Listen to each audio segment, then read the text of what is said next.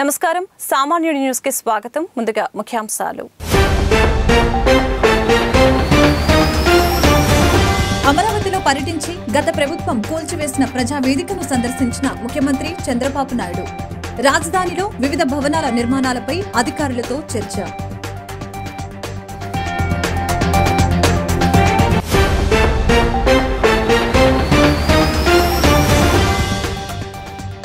భీమిలి నియోజకవర్గం పీఎం పాలెం టిడ్కో ఇళ్లను పరిశీలించిన ఎమ్మెల్యే గంటా శ్రీనివాస్ జగన్ పాలనలో రాష్ట్రం గాడి తప్పిందని విమర్శ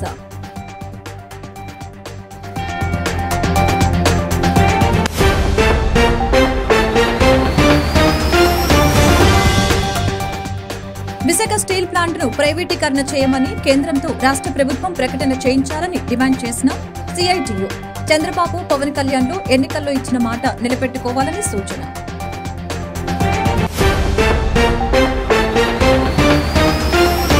కెప్టెన్ రామారావు కూడలి రేణుకాయలమ్మ ఆలయంలో కొనసాగుతున్న అన్నదాన కార్యక్రమంలో పాల్గొని అమ్మవారిని దర్శించుకున్న టీడీపీ దక్షిణ ఇన్ఛార్జ్ సీతంరాజు సుధాకర్ కార్పొరేటర్ ఊరుకూటి నారాయణ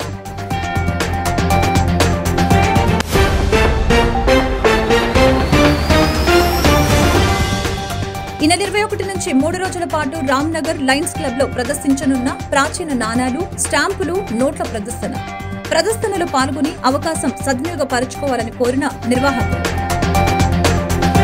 అమరావతి పర్యటనకు బయలుదేరిన సీఎం చంద్రబాబు ఉండవల్లిలో జగన్ రెడ్డి కూలకొట్టిన ప్రజావేదిక ప్రాంతాన్ని పరిశీలించిన సీఎం చంద్రబాబు జగన్ విధ్వంస మనస్తత్వానికి శిథిల సాక్ష్యం ఈ ప్రజావేదిక 5 ఏళ్ల నుంచి ప్రజావేదిక వ్యర్థాలు కూడా తీయకుండా అక్కడే ఉంచి పైశాచిక ఆనందం పొందిన జగన్ విధ్వంస పాలనకు ప్రతీక ప్రజావేదిక అని ఆ శిథిలాలను తొలగించడమని ఇప్పటికే ప్రకటించిన సీఎం చంద్రబాబు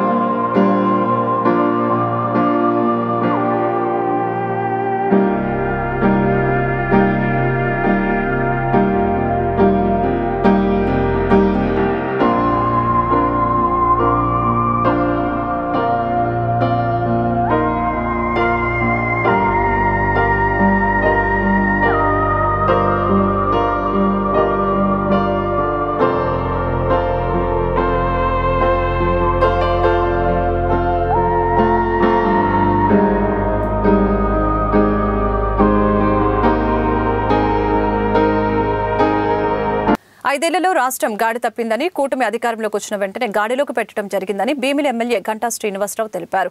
ఈ సందర్భంగా గురువారం PM Palem last bus stop దగ్గర ఉన్న టిడ్కో ఇళ్లను సందర్శించారు. అనంతరం ఆయన మీడియాతో మాట్లాడారు. ముఖ్యమంత్రి చంద్రబాబు నాయుడు ఎన్నికల్లో ఇచ్చిన హామీ ప్రకారం మొదటి సంతకం మెగా డిఎస్సీపై సంతకం పెట్టారని తెలిపారు.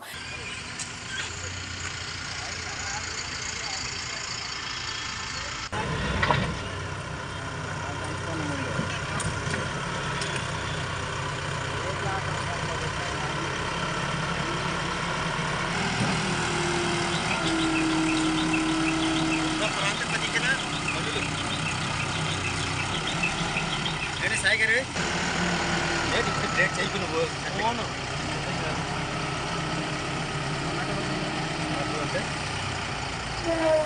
చెప్తా చెప్పు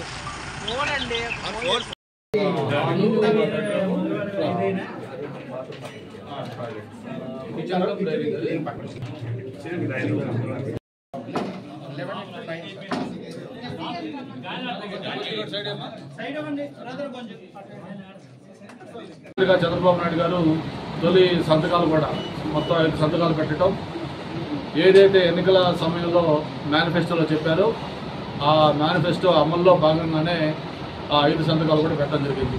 మొట్టమొదటి సంతకం ఏదైతే మెగా డిఎస్సి కావచ్చు, అలాగే అన్న క్యాంటీన్ కావచ్చు, దాంతోపాటు ముఖ్యంగా పెన్షన్లు ఏదైతే 4,000 చేస్తున్నారో అది కావచ్చు, దాంతోపాటు ఈ ల్యాండ్ టైటిలింగ్ యాక్ట్ ఏదైతే ఉందో అది కావచ్చు, ఇట్లా అన్నీ కూడా సంతకాలు పెట్టి ఏదైతే ఎన్నికల హామీలు ఇచ్చారో అవి అమలు మొదలుపెట్టడం కూడా జరిపోయింది.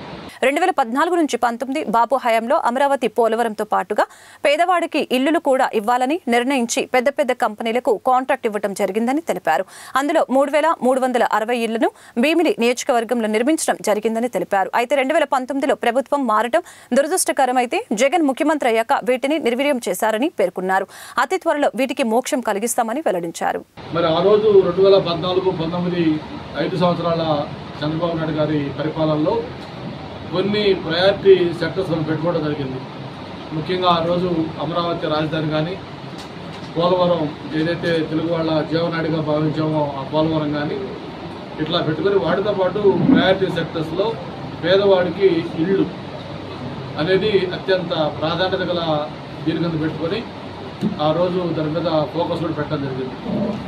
ఈ టిట్కో ఇళ్ళు మొత్తం అందులో భాగంగా భీమిలికి కూడా దాదాపు 3,360 ఒక 5 ప్లేసుల్లో మనం ఇప్పుడు వెళ్ళిన ఇది కానీ, కొమ్మాది కానీ, సొద్దగడ్డ కానీ, దాంతోపాటు దబ్బంద కానీ, తంగివలస కానీ ఇట్లా 5 ప్లేసుల్లో మొత్తం 3 కేటగిరీస్లో 300, 365, 430 ఇట్లా 3 ఎస్ఎఫ్టీలో సింగిల్ బెడ్రూమ్, డబుల్ బెడ్రూమ్ ఇళ్ళు అవి మనం విజిట్ కూడా చేయడం జరిగింది.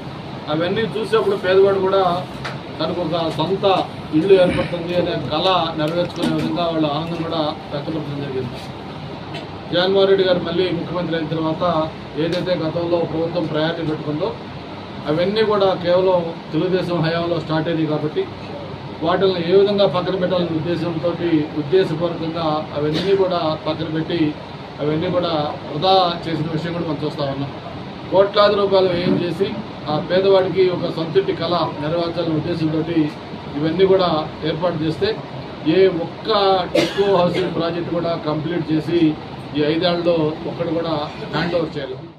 ప్రాచీన నాణ్యాలు, స్టాంపులు, నోట్ల ప్రదర్శనను ఈ నెల 21 నుంచి 23 వరకు రామ్నగర్ లయన్స్ కమ్యూనిటీ సెంటర్లో విష్ణుపెక్స్ 2024 పేరున 3 రోజుల పాటు నిర్వహిస్తున్నట్లు the numismatic philatelic society of Visakha president CHV Ramagupta తెలిపారు. విజెఫ్ ప్రెస్ క్లబ్లో గురువారం నిర్వహించిన మీడియా సమావేశంలో ఆయన మాట్లాడారు. ఈ నెల 21న సాయంత్రం 5 గంటలకు జరిగే ప్రారంభ కార్యక్రమానికి ముఖ్య అతిథిగా లయన్స్ క్లబ్ పూర్వ multiple council chairman lion DSSV Varma హాజరవుతున్నట్లు తెలిపారు. నా పేరు Vankayala Venkataramagupta, president numismatic philatelic society of Visakhapatnam, అనగా నాణెములు స్టాంపులు సంస్థ. మేము ఈ నెల 21వ తారీఖుని 5 గంటలకి మా సంస్థ మరియు Lions Club of Visakhapatnam joint program నాణెములు, కరెన్సీ, స్టాంప్స్ ప్రదర్శన చేస్తున్నాము. రేపు చీఫ్ గెస్ట్ గాను వర్మ గారు, లయన్స్ వర్మ గారు వస్తున్నారు. గెస్ట్ ఆఫ్ ఆనర్ గాను Nagarjuna university vice chancellor Balamohan Das గారు వస్తున్నారు. అలాగే రేపు సాయంకాలం 5 నుంచి 7:30 వరకు జరుగుతుంది. ఎల్లుండి శనివారం నాడు మార్నింగ్ 10 to ఈవినింగ్ 6 వరకు ఉంటుంది. ఆదివారం నాడు మార్నింగ్ 10 to ఈవినింగ్ 6 వరకును. ఆదివారం నాడు ఈవినింగ్ 6 గంటలకి వ్యాలిడిటీ ఫంక్షన్. మరి ఈ ప్రోగ్రాము లయన్స్ క్లబ్ రామ్నగర్ అందరికీ తెలిసిన విషయమే. అది జాగా, అది పెద్ద మంచి జాగా. అది మాకు కూడా చాలా కలిసి వచ్చింది. మా సంస్థ పెట్టి 33 సంవత్సరాలు జరిగింది. 33 సంవత్సరాలు బట్టి 2-3 సంవత్సరాలకు ఒకసారి మేము ఈ ప్రదర్శన చేస్తుంటాము. గౌరవ అతిథిగా ఆచార్య నాగార్జున యూనివర్సిటీ పూర్వ vice chancellor professor V Balamohan Das హాజరీ. Release of my stamp on 65 years excellence by Lions Club of Visakhapatnam ప్రత్యేక స్టాంపును విడుదల చేస్తారని తెలిపారు. ఈ ప్రదర్శనని లయన్స్ క్లబ్ ఆఫ్ విశాఖపట్నం మరియు numismatic and philatelic society of Visakhapatnam joint గా కండక్ట్ చేస్తున్నాం. ఈ ప్రదర్శనలో Visakhapatnam, Vizianagaram, Srikakulam, east Godavari, west Godavari, Krishna district నుంచి నాణాలు, తపాలా బిళ్ళల సేకరణ తాలూకా వ్యక్తుల్ని తీసుకొచ్చి వారి యొక్క పర్సనల్ కలెక్షన్ని ప్రజలకు ప్లస్ విద్యార్థులకు అవగాహన కల్పించుటకు, దీని నుండి విజ్ఞానాన్ని విద్యార్థులు పొందుటకు ఈ ప్రదర్శన ఏర్పాటు చేస్తున్నాం. రేపు సాయంత్రం 5 గంటలకు ఇనాగ్రేషన్ జరుగుతుంది. ఎల్లుండు అవతల నాడ 2 days పిల్లలకి ప్రజలు వచ్చి తిలకించవలసినగా కోరుచున్నాం. ఈ ప్రదర్శనలో శాతవాహనులు, ఇక్ష్వాకులు, కుషాన్స్, చేర, చోళ, పాండ్య, గడియ ఆ రాజుల తాలూకా బంగారు, వెండి నాణెములు, స్వతంత్ర సంస్థానాలు భారతదేశంలో 120 సంస్థానాలు, అందులో 65 సంస్థానాల తాలూకా అన్ని నాణెములు, బ్రిటిష్ వారు చలామణి చేసిన భారతదేశంలో ఉన్న కాని ఆ దమ్మిడీ నుంచి రూపాయి వరకు, అదే కాకుండా ఇతర దేశాల్లో విడుదల చేసిన ఆస్ట్రేలియా వారు 1 kg వెండితో తయారు చేసిన $30 విలువైన వెండి నాణ్యాన్ని ప్రత్యేక ప్రదర్శన ఏర్పాటు చేస్తున్నాం. రిజర్వ్ బ్యాంక్ వారు ప్రత్యేక సందర్భంలో విడుదల చేసిన ₹10 నుంచి ₹1000 వరకు అన్ని నాణెములు మరియు బంగారు నోట్లు, బంగారం స్టాంపులు ఈ ప్రదర్శనలో ఏర్పాటు చేస్తున్నాం. ఇదే కాకుండా మరికొన్ని స్పెషలైజేషన్స్ కూడా తేడానికి ప్రయత్నిస్తున్నాం. అవి కూడా వస్తాయి. మీరందరూ వచ్చి ఈ ప్రదర్శన తిలకించి మీ పత్రికల ద్వారా, టీవీ ఛానల్ ద్వారా ప్రచారం చేసి నలుగురికి ఉపయోగపడతాదని కోరుతున్నాం. స్టీల్ ప్లాంట్ ప్రైవేటీకరణ చేయబోమని కేంద్ర ప్రభుత్వంతో రాష్ట్ర ప్రభుత్వం తక్షణమే ప్రకటన చేయించాలని సిఐటియు విశాఖ జిల్లా కమిటీ డిమాండ్ చేసింది. ఈ సందర్భంగా జగదాంబ సిఐటియు ఆఫీసులో సిఐటియు విశాఖ జిల్లా కమిటీ ఆధ్వర్యంలో మీడియా సమావేశం నిర్వహించారు. ఈ సమావేశంలో సిఐటియు జిల్లా ప్రధాన కార్యదర్శి RKSV Kumar, public sector coordination committee convener S Jyotishwararao, co convener K Kumar, Mangalam పాల్గొన్నారు. ఈ సందర్భంగా వారు మాట్లాడుతూ విశాఖ ఉక్కు ఆంధ్రుల హక్కు అనే నినాదంతో స్టీల్ ప్లాంట్ ప్రైవేటీకరణకు వ్యతిరేకంగా రాష్ట్రంలోనూ విశాఖలోనూ గత 1225 రోజులుగా కార్మికులు, ప్రజలు పెద్ద ఎత్తున పోరాడుతున్నట్లు తెలిపారు. రాష్ట్రంలోనూ దేశంలోనూ ఎన్నికలు అయిపోయి మంచి మెజార్టీతోటి, అత్యధిక మెజార్టీతో రాష్ట్రంలో కూటమి ప్రభుత్వం గెలిచింది. మన రాష్ట్ర ప్రభుత్వం మీద ఆధారపడి కేంద్ర ప్రభుత్వం ఏర్పాటు చేయాల్సినటువంటి అవసరం ఏర్పడింది. ఇటువంటి పరిస్థితుల్లో ఆంధ్ర రాష్ట్ర ప్రయోజనాలను కాపాడాలి, ఆంధ్ర రాష్ట్రం తాలూకా కోరికలు, హక్కులు ఏవైతున్నా దాన్ని పరిరక్షించాలి అని చెప్పి సిఐటిగా మేము కోరుతూ ఉన్నాం రాష్ట్ర ప్రభుత్వాన్ని. తెలుగువారి గుండె చప్పుడు, ఆత్మాభిమానం అని చెప్పి ఏదైతే స్టీల్ ప్లాంట్ విశాఖ ఉక్కు ఆంధ్రుల హక్కు అని చెప్పి మనం పోరాడి సాధించుకున్నటువంటి స్టీల్ ప్లాంట్ని గత 1227 రోజుల నుంచి పెద్ద ఎత్తున దీక్షలు జరుగుతూ ఉన్నాయి. జగన్మోహన్ రెడ్డి గారి ప్రభుత్వం ఎన్నికల్లో గెలిచిన వెంటనే అసెంబ్లీలో తీర్మానం చేసి మేము స్టీల్ ప్లాంట్ని ప్రైవేట్ పరం కాకుండా కాపాడుతామని హామీ ఇచ్చారు. 5 ఏళ్ళు గడిచిపోయింది, 6వ ఏడాది కూడా అడుగుపెట్టాం. కానీ ఇప్పటికీ స్టీల్ ప్లాంట్ మీద ప్రైవేటీకరణ కత్తి వేలబడుతూనే ఉంది.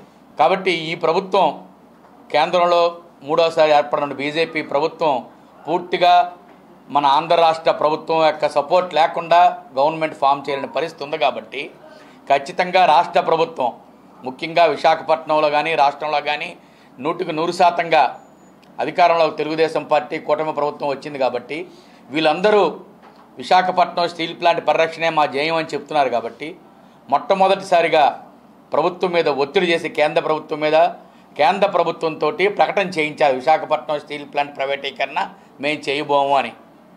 ఇది చేయించడం కూడా పెద్ద కష్టమేమీ కాదు. విశాఖపట్నం స్టీల్ ప్లాంట్ ప్రైవేటీకరణ చేయబోమని, ప్లాంట్ పూర్తిగా పరిరక్షిస్తామని చంద్రబాబు నాయుడు, పవన్ కళ్యాణ్, భారత్ పల్లా శ్రీనివాసు గాజువాక వద్ద మీటింగ్లో తెలిపారని గుర్తు చేశారు. ఈ రోజున బీపీసీఎల్ ప్రైవేటీకరణ చెయ్యం మేము అని పెట్రోలియం శాఖ మంత్రి ప్రకటన చేశాడు మొన్న.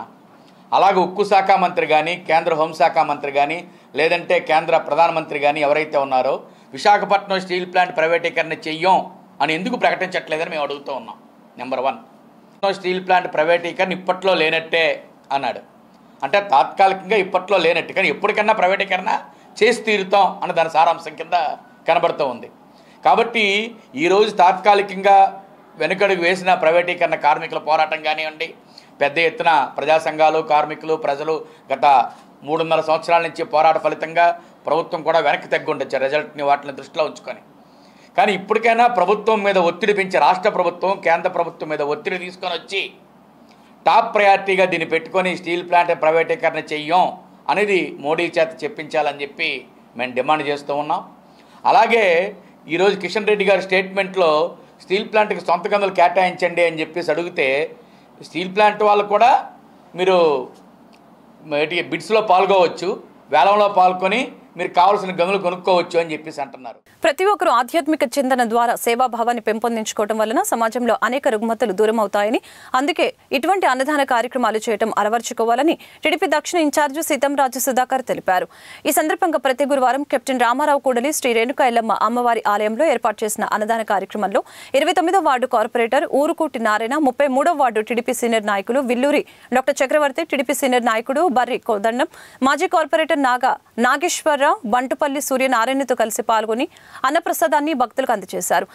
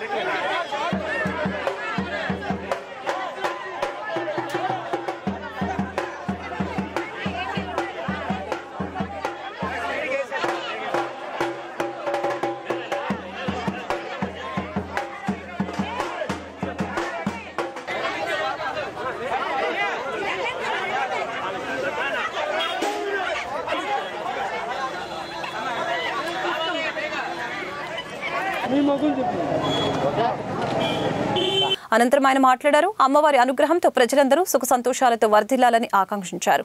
నిత్య పూజలు, అన్నదానం, ఇతర కార్యక్రమాలు నిర్విరామంగా చేపడుతున్న ఆలయ కమిటీని అభినందించక తప్పదని తెలిపారు. వస్తూనే ఉన్నాను, మా పెద్దలందరూ దయ వల్ల, మా నీలకంఠం గారు, మా వార్డు కుమార్ గారు అందరూ కూడా బాగా ఆదరిస్తారు నాకు ఈ గుడికి. అమ్మవారి దయతో రాష్ట్రం సుభిక్షంగా ఉండాలి, వైజాగ్ సుభిక్షంగా ఉండాలనే ఉద్దేశంతో అమ్మవారు కూడా ఈ రాష్ట్రాన్ని మళ్ళీ సస్యశ్యామలం దిశగా చంద్రబాబు నాయుడు గారి పరిపాలన రావాలని అమ్మవారి ఆశీస్సుల మేరకు మన అందరం అనుకున్నది జరిగింది. విశాఖ దక్షిణంలో కూడా కూటమి అభ్యర్థి కూడా గెలిచారు. ఇప్పుడు అన్నీ మంచి రోజులే, రాబోయే రోజులన్నీ సంక్షేమం, అభివృద్ధి రెండు రైలు పట్టాల్లో నడుస్తాయని అందరం ఆశిస్తున్నాం.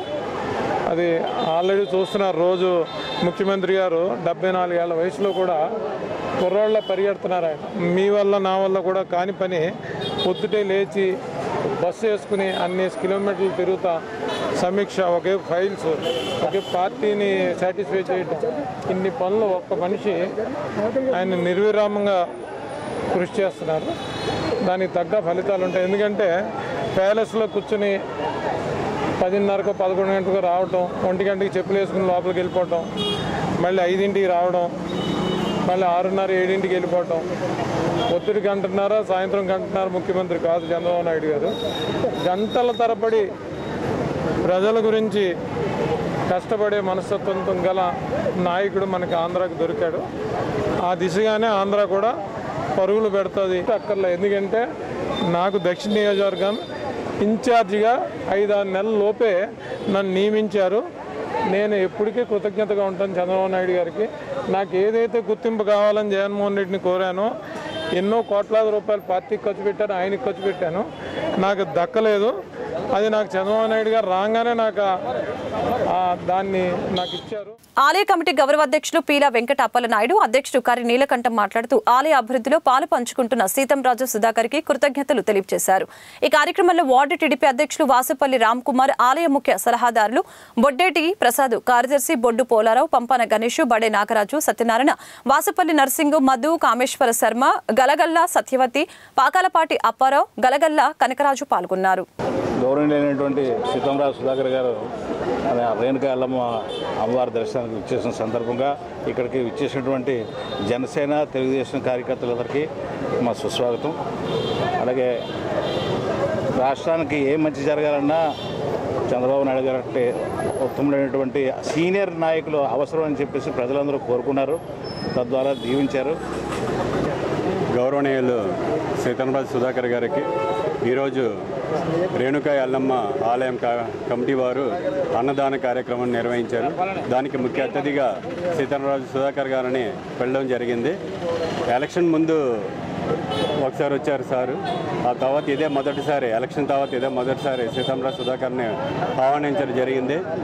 ఆహ్వానం మేరకు సారు అందరి కార్యకర్తలతో సహా టీడీపీ జనసేన కార్యకర్తలతో కలుపుకొని అందరూ కలిసి ఈ కార్యక్రమాన్ని విచ్చేయడం జరిగింది.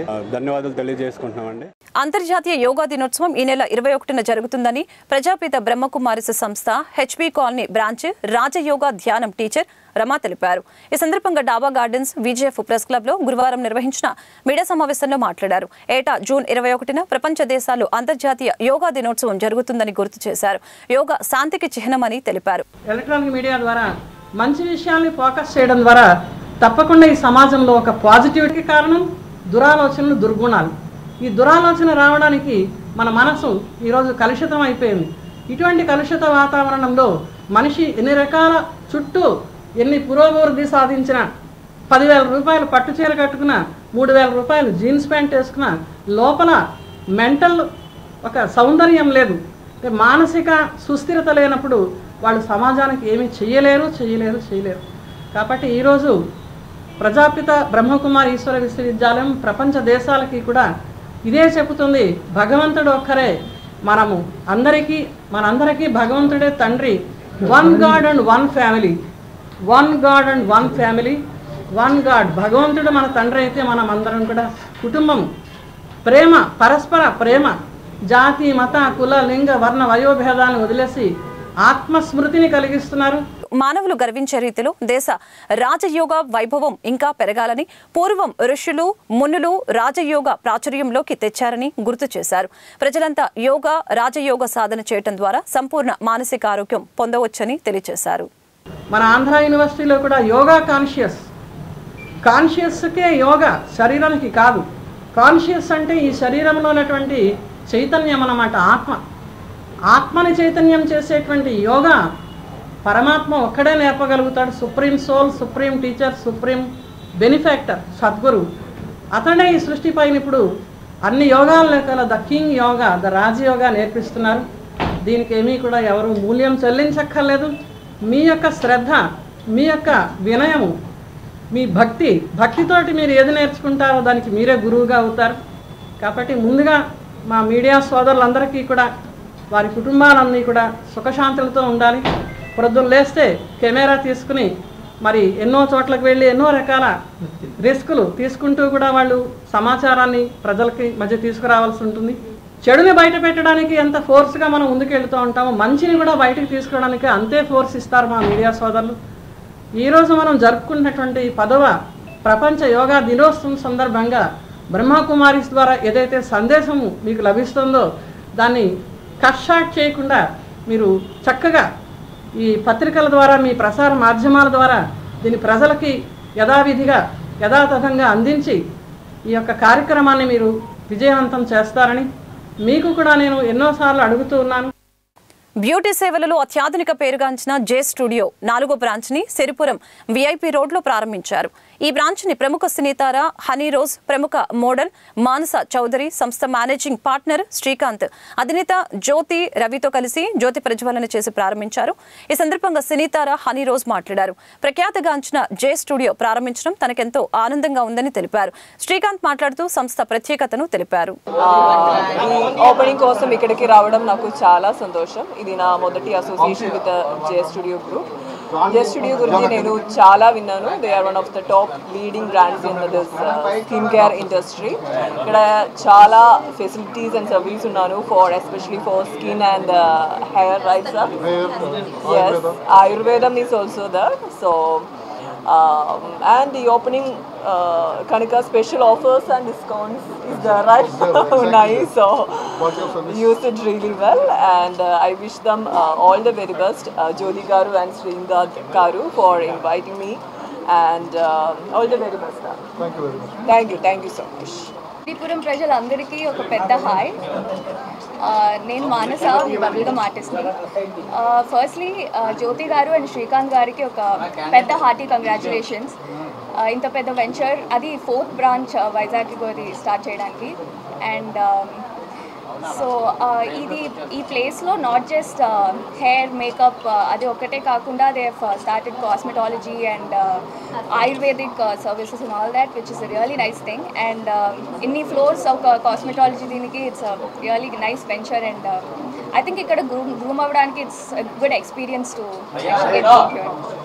సో యా, యాక్చువల్లీ ఇక్కడ అందరికీ వచ్చినందుకు కూడా చాలా thank you for the media, I mean the media to actually cover this. Thank you so much. నమస్కారం అండి, నా పేరు శ్రీకాంత్ వెన్న. జే స్టూడియో అంటే జే అంటే జ్యోతి, మా వైఫ్ దండి. ప్యాషన్తో స్టార్ట్ చేసాం 2019లో. సో ఈ స్టార్ట్ చేసిన జర్నీలోని మా యొక్క క్వాలిటీ ఆఫ్ సర్వీసెస్ అండ్ మా యొక్క ఎక్స్పర్ట్ స్టాఫ్ వల్ల మేము ఇలాగ 4th బ్రాంచ్ స్టార్ట్ చేయడం అవుతుందండి.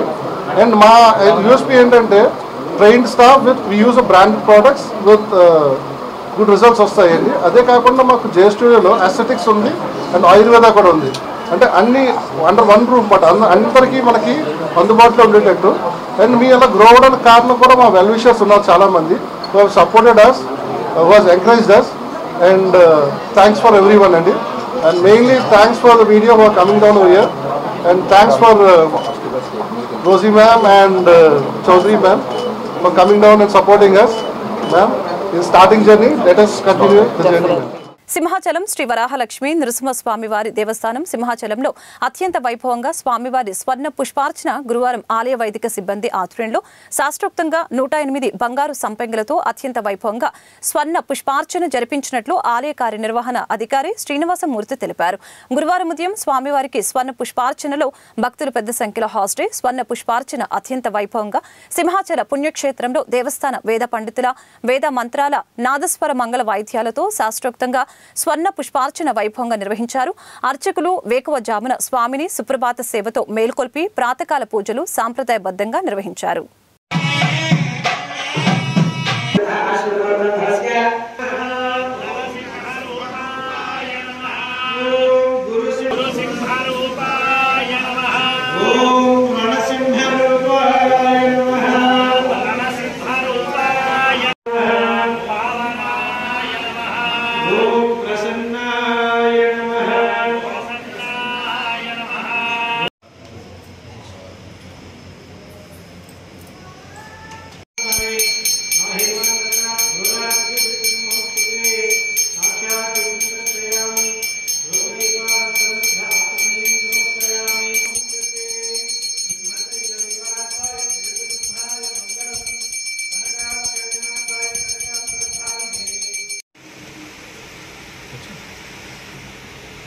వార్తలు ముగించే ముందు ముఖ్యాంశాలు మరొకసారి. అమరావతిలో పర్యటించి గత ప్రభుత్వం కూల్చివేసిన ప్రజావేదికను సందర్శించిన ముఖ్యమంత్రి చంద్రబాబు నాయుడు. రాజధానిలో వివిధ భవనాల నిర్మాణాలపై అధికారులతో చర్చ.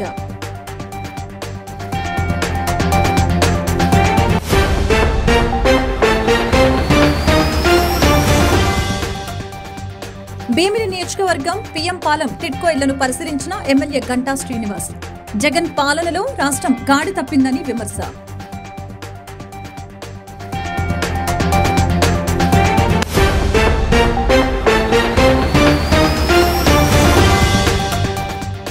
విశాఖ స్టీల్ ప్లాంట్ ను ప్రైవేటీకరణ చేయమని కేంద్రంతో రాష్ట్ర ప్రభుత్వం ప్రకటన చేయించాలని డిమాండ్ చేసిన సిఐటియు. చంద్రబాబు పవన్ కళ్యాణ్ ఎన్నికల్లో ఇచ్చిన మాట నిలబెట్టుకోవాలని సూచన.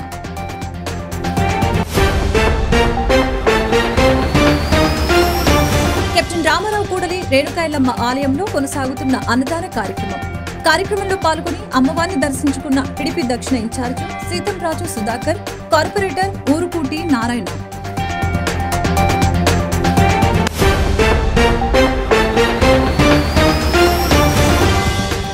ఈ నెల 21 నుంచి 3 రోజుల పాటు రామ్నగర్ లయన్స్ క్లబ్ లో ప్రదర్శించనున్న ప్రాచీన నాణాలు, స్టాంపులు, నోట్ల ప్రదర్శనలో పాల్గొని అవకాశం సద్వినియోగపరచుకోవాలని కోరిన నిర్వాహకులు. ఈ వార్తలు ఇంతటితో సమాప్తం. మరొక బులెటిన్లో మళ్ళీ కలుద్దాం. నమస్కారం.